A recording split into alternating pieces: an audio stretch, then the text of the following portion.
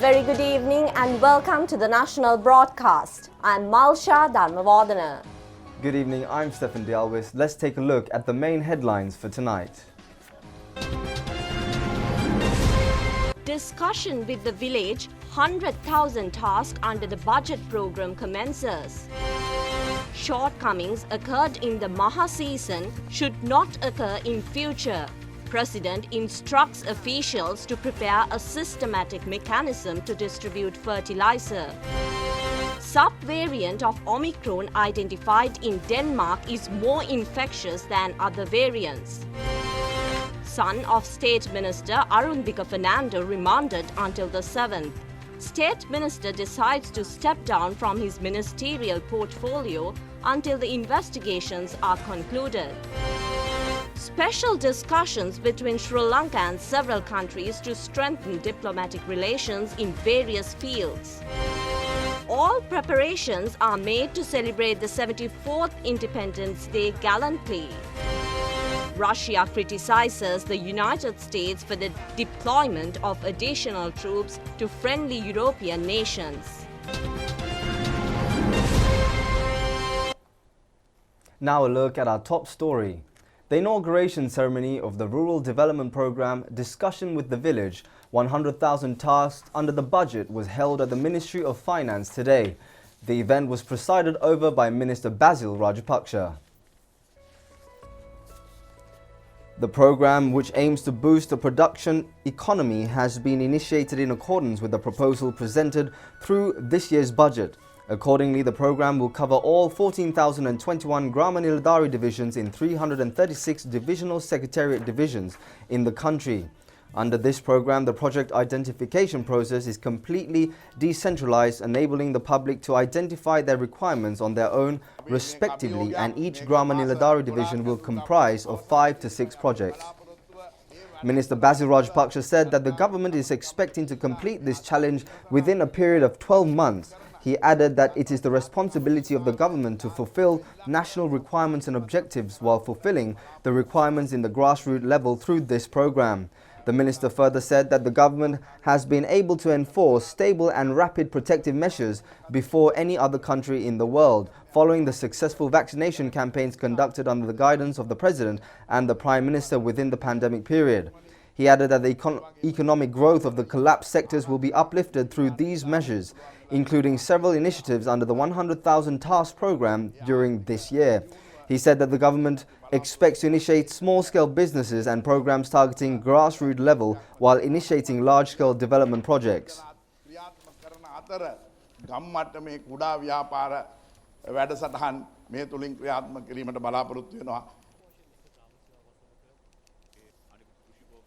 In parallel to the inauguration ceremony, several programs also officially commenced in other areas in the country. Accordingly, steps have been taken to establish a product sales centre in Vithanamulla area in Minuwangoda and promote orange cultivation in the area. Accordingly, an event was held to distribute orange plants and equipment for household industries.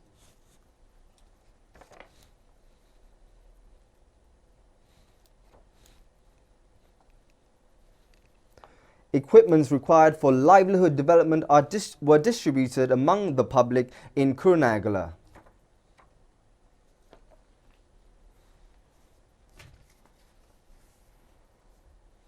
Many grassroots level programs were initiated in various parts of the country in parallel to the inauguration of the Rural Development Program Discussion with the Village, 100,000 tasks under the budget. The main ceremony in Kalavani Electorate was held at the Sri Gangarama Historic Temple in Ayagama. The event was presided over by Minister Janaka Wakkubara. Restructuring of the Dhamma Hall in the temple was inaugurated under the program accordingly. Chief incumbent of the temple, Venerable Rambukpata Dhammadina Thera, was present at this occasion. Ratnapura district ceremony was held centering Ahalepola Dam in Batugedera Paddyfield. Chief guest of the ceremony was the governor of Sabaragamuwa province, Tikiri Kobbakaduwa. Ahalepola Dam supplies water for about 50 acres of paddy field. However, the dam has been fulfilled, up to a slip causing various concerns for farmers to engage in their relevant cultivation. A total of 4,025 development programs have been initiated in the Ratnapura district. Accordingly, the government has allocated 3,885 million rupees. The main program of the Mathura district was held in Karaputugala North and Karaputugama South Grama Niladhari divisions in Kamburupitiya today. The event was presided over by Minister Dallas Alahaperuma. The construction of the Seva PSA was initiated during this program. 100,000 tasks under the budget program will be initiated in 650 Grama Niladhari divisions in Mathura district. Minister Dallas Alahaperuma said that a massive financial assistance have been extended to the grassroots level of the first time in the history. He conveyed his gratitude to the President, Prime Minister and the government, which presented the budget for the providing such allocations for the grassroots level. He added that the government took measures to provide such funds at a time when the country is grappled by its worst financial crisis in the history. ලොකුම මුල්‍ය අර්බුදයකට පැටලිච්ච වෙලාව. ඒක අපි තමුන්නාස්ලා හැම කෙනාම දන්නවා. එවැනි පසුබිමක තමයි මේ ගමට මේ මුදල් සංඛ්‍යාව එන්නේ. The reconstruction activities related to the canal which supplies water to the Mahapadi field in Nittawala Grama Niladhari division in Kandiva commenced today with the participation of District Secretary Chandana Tennakon. Accordingly, 18 acres of paddy field will be benefited from this project. The aim of this project is to navigate water supply from the Pataha, Nittawala to Maha Kumbura in an effective manner. The construction of the protective wall of the Dobe Mata School in Rabukkana Divisional Secretariat Division was commenced today. The event was presided over by State Minister Kanaka Herath. The project will be completed at a cost of 800,000 rupees. A total of 349 projects will be initiated in 47 Grama Niladhari divisions in North Tandi electorate under 100,000 tasks under the budget program.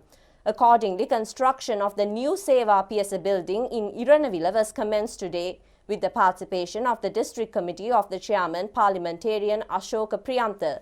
The development project related to the Kantale Rajala school premises was commenced today. Accordingly, the foundation stone was laid to the construction of the protective wall. Meanwhile, a development of the Dummalamodara Canal in Kalutara will also be constructed under the 100,000 task of the budget program. Accordingly, 500 acres of the paddy field will be cultivated. A program to develop road network in Tibirigasai area in Colombo was commenced today. President Gotabaya Rajapaksa instructed the officials to take steps to provide needed fertilizer to farmers in time for the Yala season. Shortcomings existing in Maha season should not occur in the future. The President instructed to prepare a proper mechanism for distributing fertilizer. The President made these remarks during a discussion held at the Presidential Secretariat today with the Task Force on Fertilizer. The President emphasized the need to make farmers aware of using organic fertilizers and stressed the need to deploy officers of the Fertilizer Task Force for this purpose. Lack of proper awareness on the use of organic fertilizers has led to the harvest drop in some areas in the last season. This time, the farmers should be properly made aware by the agricultural research assistants to avoid these shortcomings. It has been reported that some officials are reluctant to participate for the awareness programs. The President instructed that the participation of all relevant persons in these programs should be made compulsory. For whatever reason, the farmer's income cannot be allowed to decline. The confidence of the farming community in this regard should be strengthened. President Rajapaksa also said that the reluctance of farmers to switch to organic farming is a result of unsatisfactory experiences they received at various times. The government has focused on providing the necessary financial assistance to local fertilizer producers. It is the responsibility of the companies concerned to improve their industry by providing high-quality fertilizers on time. Billions of rupees spent to import chemical fertilizers over the years now goes to these industrialists, and this has led to the creation of a new local industry. It also strengthens the local industrialists. There have been reports of farmers not using high-quality fertilizers due to misinformation. The entrepreneurs who produce organic fertilizer said that they are committed to the government's policy of providing the people with a non-toxic diet. Representatives of the fertilizer companies presented statistics on the successful yields of organic fertilizers produced by their companies and used during the last Maha season. During the discussion, the officials pointed out that the farmers were discouraged as the media only highlighted the failures despite the many incidents of successes. State Minister Shashendra Rajapaksa said that the process of production and distribution of fertilizer has been successfully implemented with the establishment of committees comprising of farmers, agricultural officers, fertilizer manufacturing companies, government officials and army personnel covering all 25 districts. Secretary to the President Gamini Senarath and other government officials, Chief of Defence Staff Army Commander General Shavendra Silva and representatives of fertilizer companies were also present.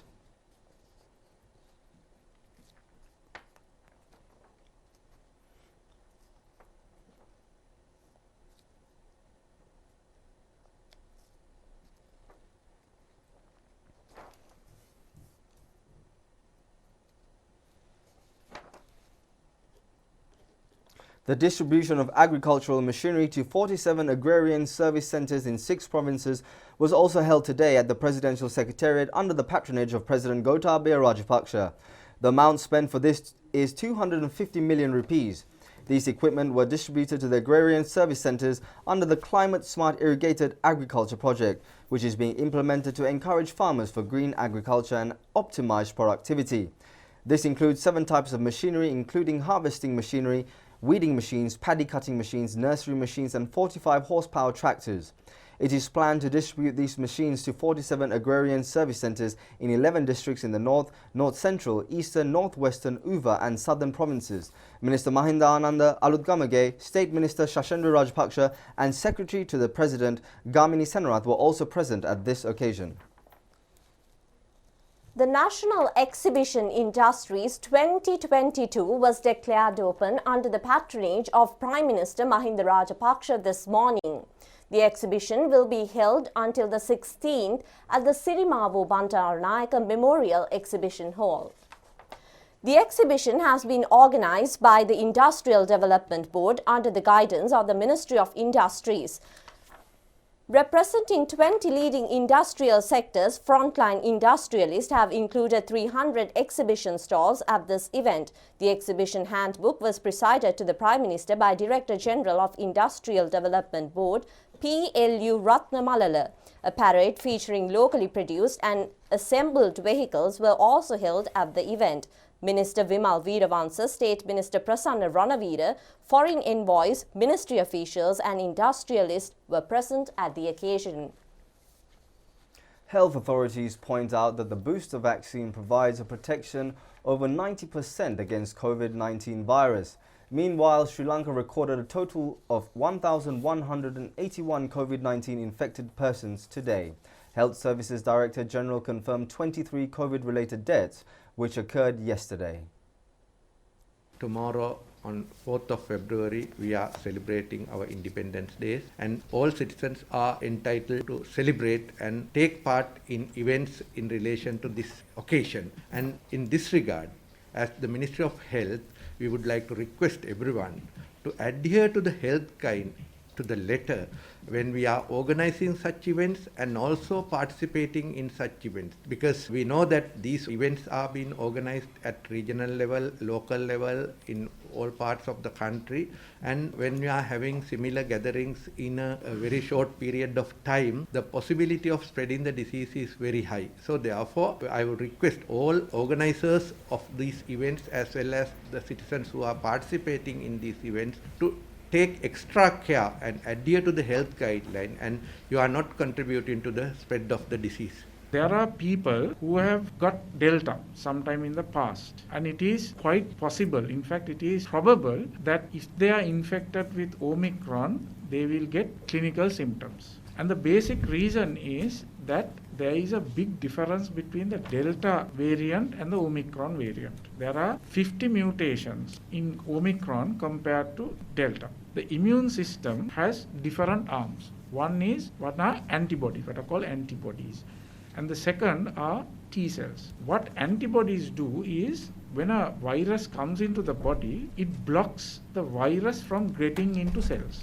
The virus will cause problems if it gets into cells, and then you get the clinical features like colds and coughs and so on. So that is blocked by antibodies. But when the virus has entered the cell, antibodies can't go inside the cell. So there is what is called a T cell, and what the T cell does is it destroys virus infected cells. And when it destroys virus infected cells, the virus also dies. So the Delta and Omicron, because of the difference in the two viruses, the antibodies that recognize Delta do not recognize Omicron, or the recognition is reduced. So that is why a person who gets Delta or who has got Delta in the past can get Omicron today. But the T cells, the antigens or the part of the virus that is recognized by T cells is generally constant. There is no difference or very little difference between the Delta and the Omicron. Even if the virus gets into the cells because of the inefficiency or ineffectiveness of the antibody, there are T cells that will destroy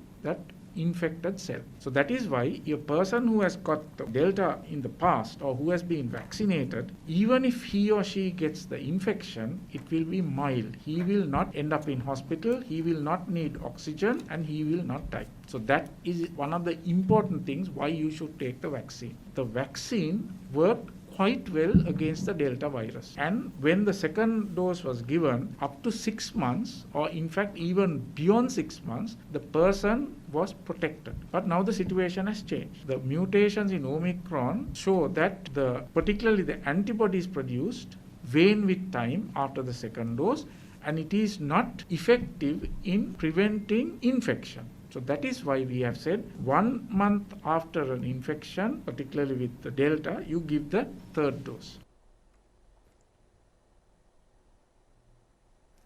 A total of 36,159,785 vaccine doses have been inoculated to the people in the country under the COVID-19 immunization program. Accordingly, 16 million persons have received the first dose of the vaccine, while 13 million have received both the doses. A total of 5,468,208 have received the booster dose thus far.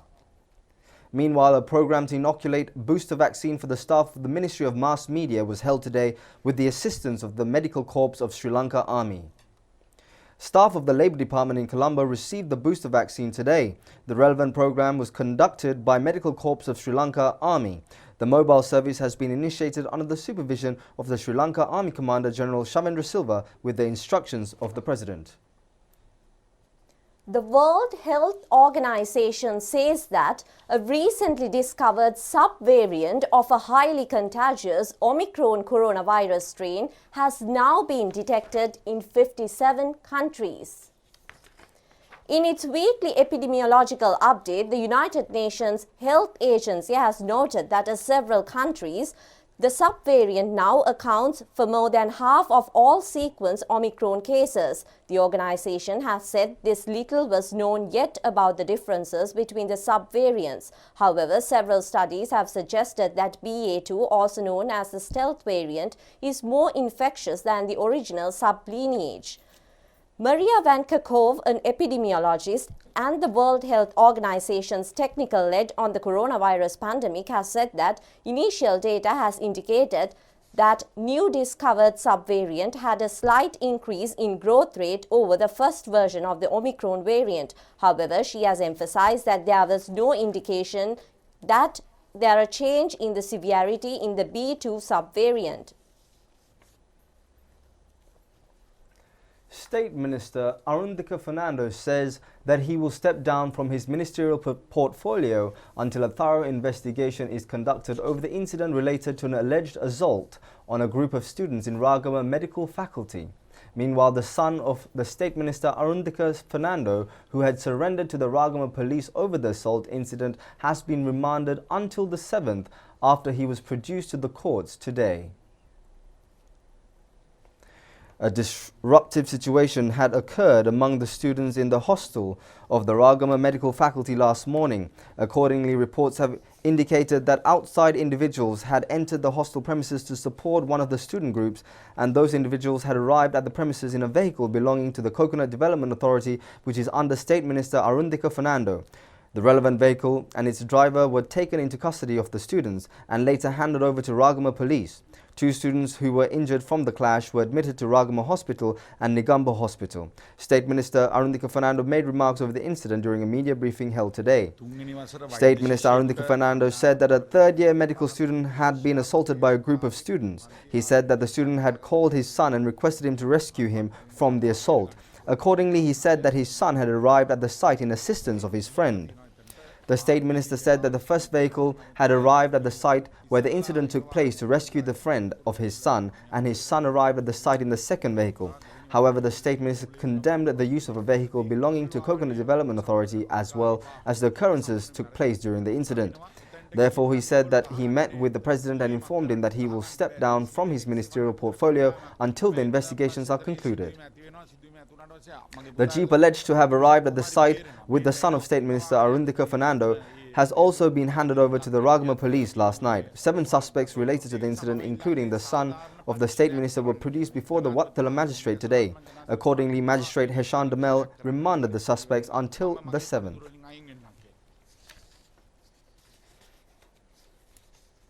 You're watching the national broadcast and we continue with more local stories.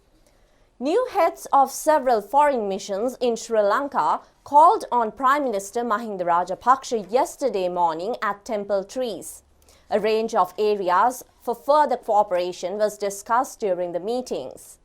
During the meeting with the non-resident ambassador of Gambia, Mustafa Jawad, the 2 delegations discussed enhancing cooperation between Sri Lanka and Africa overall. The Prime Minister recalled on how he promoted relations with the African continents during his presidency, having made state visits to several African countries. Ambassador Jawad requested Sri Lanka's assistance with student scholarships and technical expertise in areas including rice cultivation. Ambassador of Indonesia, Devi Gustina Tobin, highlighted the 70th anniversary of Sri Lanka and Indonesia of establishing diplomatic relations this year. She said the embassy hopes to plan a number of events to mark this important milestone in the relations. The ambassador also noted on the potential for greater cooperation in areas including trade, investment and tourism. The Sri Lankan delegation encouraged Indonesia to consider making use of Sri Lanka's ports, which could serve as transshipment hubs. Another area of discussion focused on the green economy, the new project Indonesia launched last year to convert fuel-powered motorbikes to electric, and possibilities for similar projects in Sri Lanka. The ambassador also extended an invitation to Prime Minister Rajapaksa to make an official visit to Indonesia.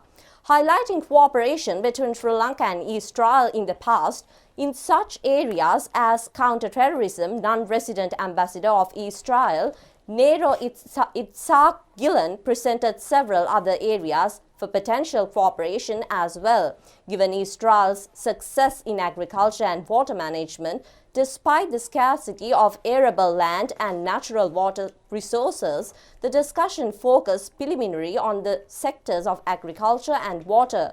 The ambassador said Israel is keen on assisting Sri Lanka's establishment agricultural centers for excellence and providing technical expertise in the area of water management to explore processes such as a drip irrigation desalination and water reuse. The ambassador also had positive comments about the Sri Lankan caregivers working in Israel, noting that they have benefited both countries.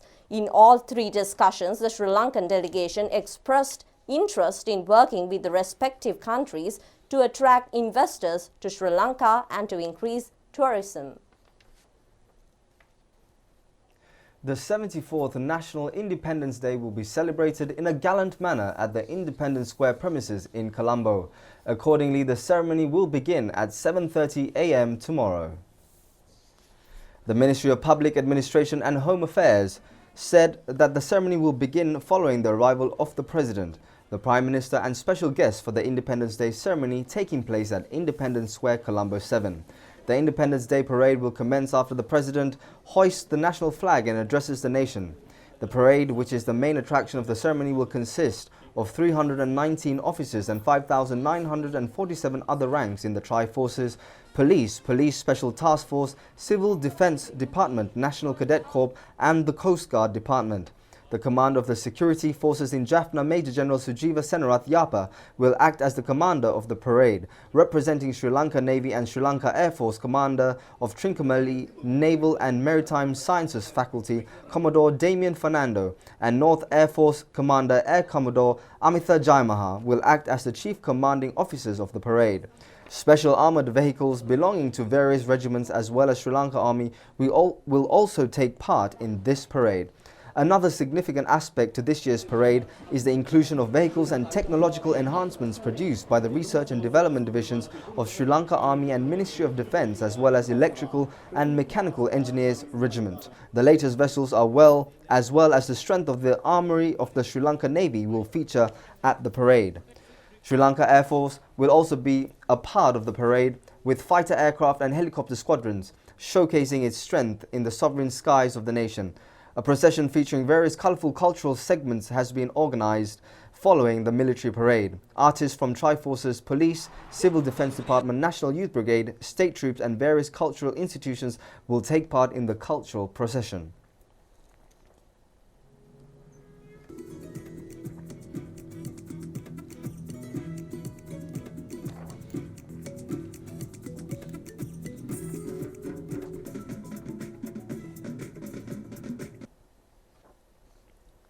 The annual Pirit chanting ceremony, organised in connection with the Independence Day, was held at the Independence Square last night under the guidance of Chief Incumbent of Gangarama Temple, Venerable Kirinde Asaji Thera.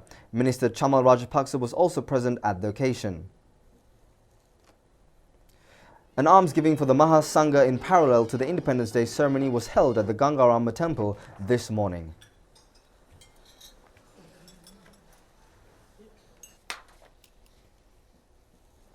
The Court of Appeal today rejected the petition filed by Secretary of Transparency Front, Nagahananda Kodituakku, seeking to postpone the 2021 GCE Advanced Level Examination, which is scheduled to commence on the 7th of this month.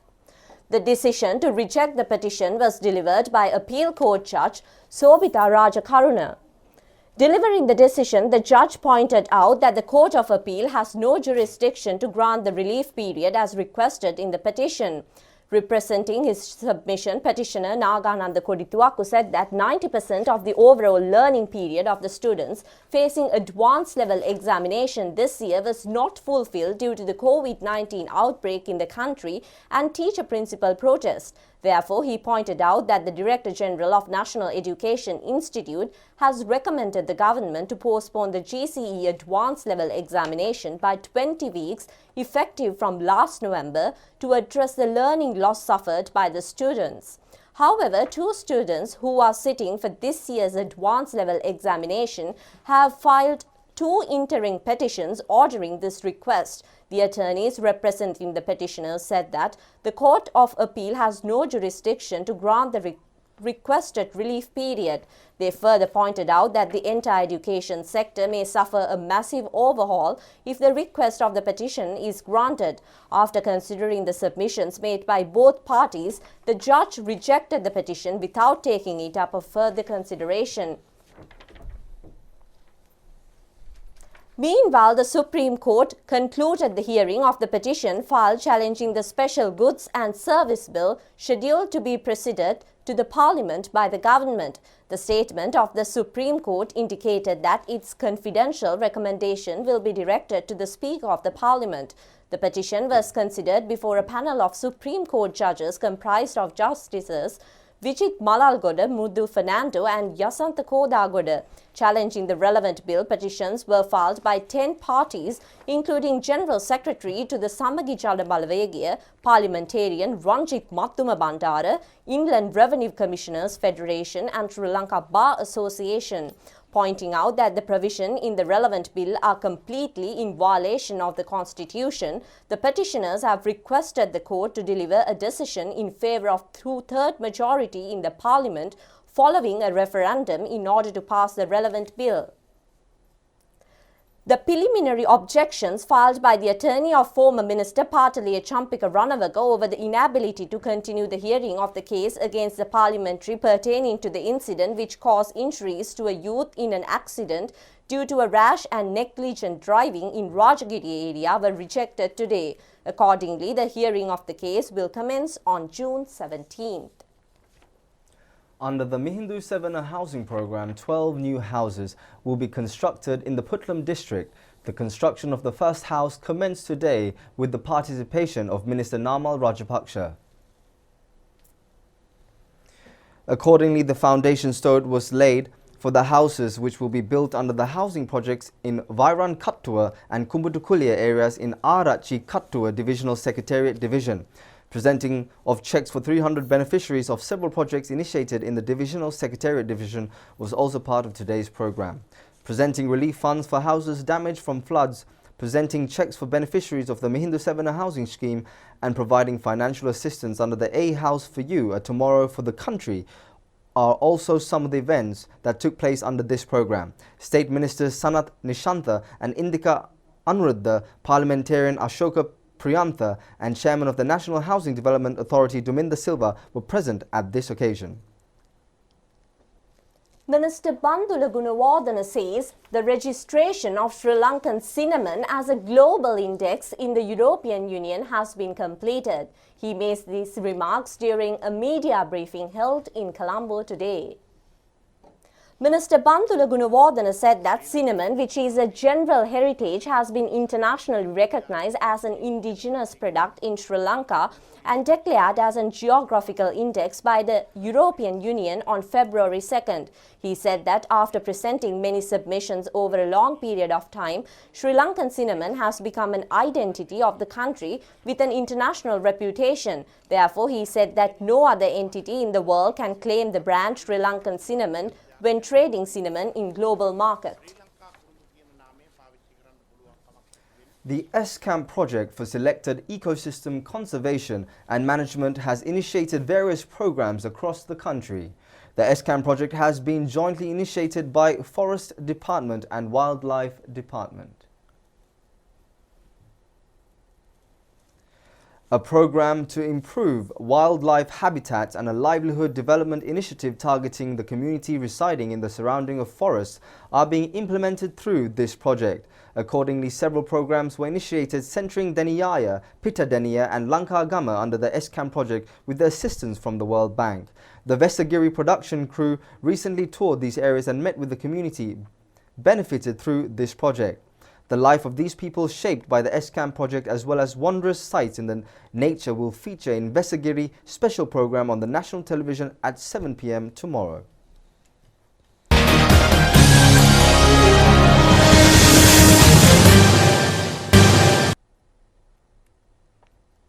A quick look at the sports news. The Sri Lanka cricket team touring Australia for a 5 T20 match series left the country today.